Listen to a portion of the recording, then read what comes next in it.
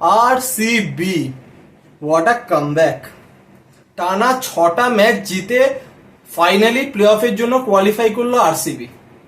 তো এই আরসিবি দলকেই এক মাস আগে প্রত্যেকে ক্রিটিসিজম করেছে এই দলটাকে নিয়ে, ইভেন আমিও করেছি। কারণ তারা প্রথম 8টা ম্যাচের মধ্যে একটি মাত্র ম্যাচ জিতেছিল, কিন্তু তারপর যখন তারা কামব্যাক করলো কলকাতা ম্যাচের পর, কেকেআর ম্যাচে তারা 1 রানে হেরে যায় ইডেন গার্ডেন্সে, ঠিক তারপর থেকে একটা অন্য আরসিবিকে দেখা গেছে। তারা কি চেঞ্জ করেছে? একটা ফিক্সড পজিশন দিয়েছে রাজাত পাতিদারকে এবং তার উপর ধারাবাহিকভাবে ভরসা রেখেছে। তারা ম্যাক্সওয়েলকে ড্রপ করেছে, ক্যামেরন গ্রিন একটা প্রপার সেটআপের সাথে খেলেছে, একটা লেগ স্পিনার রেখেছে দলে করণ শর্মাকে, এবং যেটা মেন একটা লেফট আর্ম স্পিনার স্বপ্নিল সিংকে এনেছে। তো তিনি আসার পর থেকেই পুরো দলটা চেঞ্জ হয়ে গেছে। এবং ব্যাটিংয়ে তো বিরাট কোহলি তো ফর্মে ছিলই, তার সাথে ডিউ প্লেসিস বলুন বা রাজাত পাতিদার, ক্যামেরন গ্রিন, কার্তিক সবাই কন্ট্রিবিউট করেছে। তো যার ফলেই, এবং ইভেন উইল জ্যাক্স তিনি দেশে ফিরে গেছেন, তো তার জায়গায় যে ম্যাক্সওয়েল খেলেছিল। তো আজকে চিন্নাস্বামীতে মেগা ম্যাচ ছিল, সিএসকে ভার্সেস আরসিবি। ব্যাঙ্গালোরকে ম্যাচ জিততে হতো, ইভেন কন্ডিশন ছিল যদি প্রথমে তারা ব্যাটিং করে আরসিবি তাহলে তাদেরকে 18 রান জিততে হবে, এবং পরে যদি ব্যাটিং করে তো 18.1 ওভারে ম্যাচ ফিনিশ করতে হবে। তো এখানে সবার নজর ছিল টস এবং বৃষ্টি দুটো দিকে। তো সকাল থেকে আছে ব্যাঙ্গালোরে চিন্নাস্বামীর ওই এরিয়াতে সেরকম বৃষ্টি হয়নি। তো সেই মুহূর্তে টস হয়, টস জেতে ঋতুরাজ, খুব ভাইটাল টস ছিল। তো টস ঋতুরাজ জেতে এবং চিন্নাস্বামী তো অবভিয়াসলি যে টস জিতবে বোলিং করবে, তো তারা বোলিং করার সিদ্ধান্ত নেয়। তো আরসিবি কে এটাই মাথায় রাখতে হয়েছিল যে আমাদের 18 রানে ম্যাচ জিততে হবে কম করে। তো সুতরাং 200+ স্কোর যদি না হয় তাহলে চেন্নাইয়ের যে ব্যাটিং লাইন আপ আছে, যা লেন্দি ব্যাটিং লাইন আপ, সেখানে ম্যাচ জেতা অনেকটাই অসুবিধা হয়ে যাবে। তো সেই মাইন্ডসেটেই প্রথমে নামে ডিউ প্লেসিস এবং বিরাট কোহলি। তো বিরাট যে দুটো পুল শটে যে 6 মেরেছে, সেখানে তিনি বুঝে দিয়েছেন তিনি আজকে ফর্মে রয়েছে। তো 3 ওভার 31 রান 0 উইকেট। তো তারপর বৃষ্টি আসে, তো সাময়িক খেলা বন্ধ হয়। তারপর আবার ভারতীয় সময় 8:25 আবার খেলা শুরু হয়, তো কোনো ওভার লস হয়নি।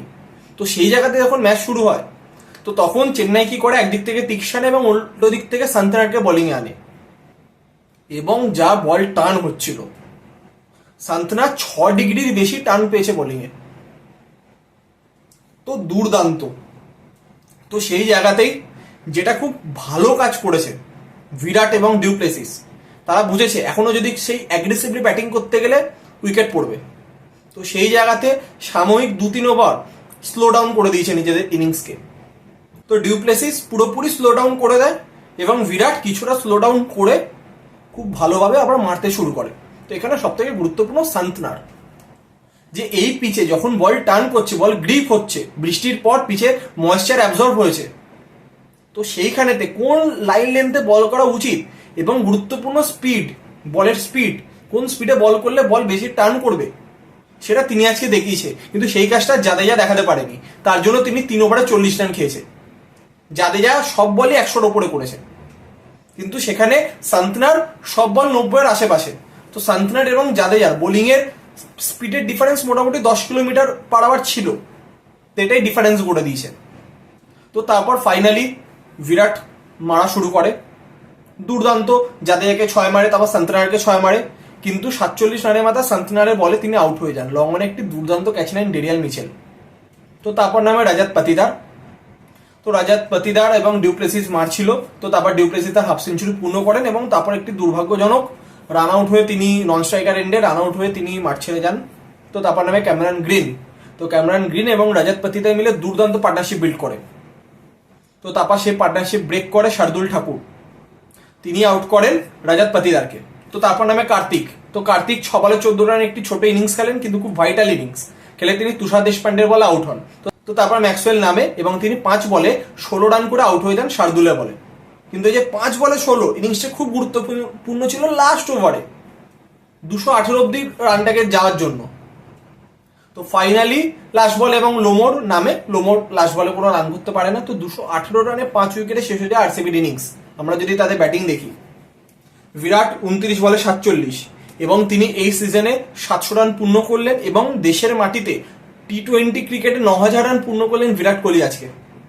তো তারপর ডিউপ্লেসিস 39 বলে 54, রাজাত পাতিদার 23 বলে 31, গ্রিন 17 বলে 38 নট আউট, কার্তিক 6 বলে 14, ম্যাক্সওয়েল 5 বলে 16 এবং লোমার 1 বলে 0। এবং বোলিং এ Tushar Deshpande 4 over 49 1 wicket, Shardul 4 over 61 2 wicket, Theekshana 4 ওভারে 25 কোনো উইকেট পায়নি, সান্তনা 4 ওভারে 23 1 উইকেট, জাদেজা 3 ওভারে 40 কোনো উইকেট পায়নি, সিমারজিৎ 1 ওভারে 19 কোনো উইকেট পায়নি। তো অফিসিয়ালি 219 রান করলে জিততো সিএসকে এবং তাদের কোয়ালিফাই করার জন্য দরকার ছিল 201। তো তাদের মাইন্ডসেটে ছিল 201 করতে হবে এবং আরসিবির কাছে ছিল 200-র মধ্যে আটকাতে হবে সিএসকে কে। তো সিএসকে ইনিংস শেষ হয় 191 রানে 7 উইকেটে। এবার হয়তো যেমনটা আপনারা ভাববেন যে হয়তো খুব একতরফা হয়ে গেছে, তা না, ম্যাচের টাল মাটাল অনেক কিছু হয়েছে। তো খুব এক্সাইটিং ম্যাচ হয়েছে। তো প্রথমে নামে ঋতুরাজ এবং রচিন রবীন্দ্রা। ফার্স্ট বল বোলিং করতে আছে ম্যাক্সওয়েল, শর্ট ফাইল লেগে আউট হয়ে যায় ঋতুরাজ, দুর্দান্ত ক্যাচ নেই ইয়াসদাল, তো সেখানে ফার্স্ট উইকেট। তো তারপর নামে ডেরিয়াল মিচেল। তো সেই ওভারে যখন প্রথম স্ট্রাইক পায় রচিন রবীন্দ্রা, স্লিপ দিয়ে ক্যাচ বেরিয়ে যায়, কোনো স্লিপ থাকে না বলে আউট হয় না। তো তারপর ডেরিয়াল মিচেল এবং রচিন রবীন্দ্রা 2 ওভার ভালো ব্যাটিং করছিল। তারপর ইয়াসদাল আসে, প্রথম ওভারে তিনি ডেরিয়াল মিচেলকে আউট করেন এবং মিড অফে দুর্দান্ত ক্যাচ নেয় বিরাট কোহলি। তো সেখানে যখন 2 উইকেট পড়ে যায় তখন রচিন রবীন্দ্রা এবং অজিঙ্কা রাহানে দুর্দান্ত পার্টনারশিপ বিল্ড করে। তারা দুর্দান্ত পার্টনারশিপ বিল্ড করে রান এগিয়ে নিয়ে যাচ্ছিল। তো পাওয়ার প্লের পর বোলিং আসে স্বপ্নিল সিং, তিনি ভালো বোলিং করছিলেন, কিন্তু উল্টো দিকে করণ শর্মাকে 1 ওভারে বোলিং দেওয়া হয়েছিল, তিনি 18 রান খেয়ে গেছিলেন। তো তারপর লকি ফার্গুসনকে আনা হয়, তিনি ফার্স্ট বল অজিঙ্কা রাহানেকে আউট করেন। সেখানে যখন 3 উইকেট হয়ে যায় তখন অ্যাজ আ ইম্প্যাক্ট প্লেয়ার নামানো হয় শিবম দুবেকে। তো শিবম দুবেকে দেখেই মনে হচ্ছিল তিনি আগে স্ট্রাগল করছেন। তো তার একটি ক্যাচ মিস করেন মোহাম্মদ সিরাজ, সেখানে আবার আরসিবির দর্শকরা হতাশ হয়ে গেছিল যে শিবম দুবের ক্যাচ মিস হয়েছে, কিন্তু ফাইনালি সেটা অতটা এফেক্ট করেনি। কিন্তু তার মধ্যে রচিন রবীন্দ্র একটি গুরুত্বপূর্ণ হাফ সেঞ্চুরি পূর্ণ করেছিলেন, কিন্তু তারপর শিবম দুবের সাথে একটি মিসকমিউনিকেশনের জন্য রান আউট হয়ে যায় রচিন রবীন্দ্রা। তো সেই জায়গায় নামে জাদেজা। তো তারপর আউট হয়ে যায় শিবম দুবে। তো তারপর নামে সান্তনার, 5 উইকেটের মাথায় নামে সান্তনার। তো এখানে অবশ্যই আবারও বলবো একটি অবশ্যই ভুল সিদ্ধান্ত। সেই জায়গায় MS ধোনিকে দরকার ছিল, কারণ MS ধোনি যখন থেকে নেমেছে তারপর থেকে যে কনফিডেন্সটা জাদেজা পেয়েছে সেটা কিন্তু সান্তনার যতক্ষণ ছিল তিনি পায়নি। তো তারপর সান্তনার আউট হয়ে যায়। দুর্দান্ত যে ক্যাচটা নিয়েছে ডিউপ্লেসিস, IPL 2024-এর one of the best catch, সম্ভবত এই সিজনে বেস্ট ক্যাচের অ্যাওয়ার্ডটা তো তিনিই পেতে পারেন, এত সুন্দর ক্যাচটা তিনি নিয়েছেন। তারপর যখন 6 উইকেট হয়ে যায় তো তখন আমি MS ধোনি এবং জাদেজা যেভাবে মারছিল, তো কার্যত ম্যাচ তারা জিতিয়ে নিয়ে যাবে এরকম একটা পর্যায়ে চলে গেছিল। এবং 19 নম্বর ওভার বোলিং করতে আসে ফার্গুসন, সেখানে তিনি প্রচুর রান খান, প্রথম একটি নো বল করেন, তারপর ফ্রিটে রান খায় এবং ওই ওভারের লাস্ট বলে জাদেজা 6 মারে। তো 1 ওভার, লাস্ট ওভার যেটা 1 ওভারে দরকার 17। ব্যাটিংয়ে ওয়ার্ল্ডের বেস্ট ফিনিশার MS ধোনি, বোলিংয়ে ইয়াসদাল, যিনি আগের বছরে লাস্ট ওভারে রিঙ্কু সিং এর কাছে 5টি 6 খেয়ে ম্যাচ হেরেছিল। তো আজকে তার প্রমাণ করার দিন। তো ফার্স্ট বল ফুল টস, 5 লেগের ওপর দিয়ে 6 মারে MS ধোনি, 5 বলে 11।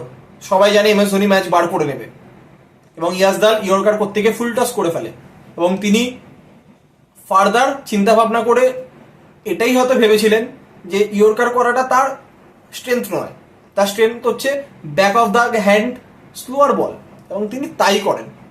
তো তারপরে বল স্লোয়ার বল MS ধোনি মারতে যায় 6, ক্যাচ ধরে স্কোয়ার লেগে স্বপ্নিল সিং, আউট হয়ে যায় MS ধোনি। তো সেখানে কার্যত আশা শেষ হয়ে যায়। লাস্ট আশা ছিল যে শার্দুলকে যেভাবে প্রথম বলে সিঙ্গেল নিতে হবে এবং জাদেজাকে ম্যাচ বার করতে হবে। তো তারপরে বলটা 3 নম্বর বল ডট বল, 4th বল শার্দুল 1 রান নেয়, তারপর জাদেজা 2 বলে 10 রান।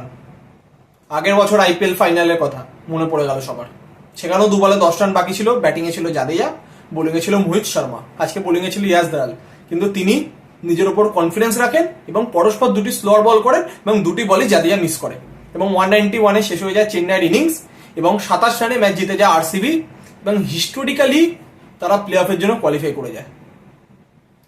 পুরো বছর ধরে এই আরসিবির যে কামব্যাক সেটা সবাই মনে রাখবে, যেভাবে তারা কামব্যাক করেছে এবং তারা ডেসপারেট ছিল আজকে। যেমন ব্যাটিং বলুন, বোলিং বলুন, ফিল্ডিং বলুন, এক একটা রানের জন্য যেভাবে তাদের কমিটমেন্ট, যে রান বের করা যাবে না, আজকে ম্যাচ জিততেই হবে। তো অ্যাজ আ টিম তারা খেলেছে এবং অবশ্যই যোগ্য দল হিসেবেই তারা ম্যাচ জিতেছে। যদি সিএসকে ব্যাটিং দেখি আজকে, ঋতুরাজ 1 বলে 0, রচিন রবীন্দ্র 37 বলে 61, ডেরিয়ান মিচেল 6 বলে 4, রাহানে 22 বলে 33, দুবে 15 বলে 7। খুব এই যে 15 বলে 7 রান, এই যে স্ট্রাইক রেট, এটা খুব ইম্প্যাক্ট ফেলেছে তাদের ইনিংসে আজকে। এখানে চিন্তার কারণ সিএসকে থেকে বেশি টিম ইন্ডিয়ার, কারণ শিবম দুবে ওয়ার্ল্ড কাপ খেলতে যাচ্ছে। তার এই ফর্ম, ওয়ার্ল্ড কাপে সিলেক্ট হওয়ার পর থেকে তার যে ফর্ম, সেটা ভারতীয় সমর্থকদেরও চিন্তা রাখবে। তারপর জাদেজা 22 বলে 42 নট আউট, সান্তনা 4 বলে 3, MS ধোনি 23 বলে 25, শার্দুল ঠাকুর 2 বলে 1 নট আউট। এবং বোলিংয়ে ম্যাক্সওয়েল 4 ওভারে 25 1 উইকেট, মোহাম্মদ সিরাজ 4 ওভারে 35 1 উইকেট, ইয়াস দাল 4 ওভারে 42 2 উইকেট, স্বপ্নিল সিং 2 ওভারে 13, করণ শর্মা 1 ওভারে 14, লকি ফার্গুসন 3 ওভারে 39 1 উইকেট, ক্যামেরন গ্রিন 2 ওভারে 18 1 উইকেট। তো এখানে যে টার্নিং পয়েন্টগুলো আপনি যদি বলেন, ফার্স্ট হচ্ছে ঋতুরাজের উইকেটটি, এবং তারপর ডেরিয়ান মিচেলের উইকেটটা ঠিক আছে, চলে গেছে, এখানে মোমেন্টাম ছিল, হয়ে গেছে। তো তারপর যে পার্টনারশিপ বিল্ড হয়, সেখানে অবশ্যই লাস্ট 2টি ওভার খুব বাজে করেছে ফার্গুসন, কিন্তু তিনি বোলিং করতে চেয়ে ফার্স্ট বলে যে অজিঙ্ক্য রানের উইকেটটা পেয়েছিলেন, সেটা খুব ক্রুশিয়াল ছিল। এবং তারপর রচিন রবীন্দ্রার রান আউটটি, সেইখানেতেই অনেকটা ম্যাচটা আরসিবির কন্ট্রোলে চলে আসে।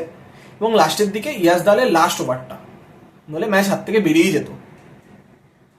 1 ওভারে 17, সামনে ধোনি ব্যাটিং করছে, ইনফর্ম MS ধোনি, এবং উল্টো দিকে জাদেজা, তো ম্যাচ হাত থেকে বেরিয়ে যেত। সেটা দুর্দান্ত।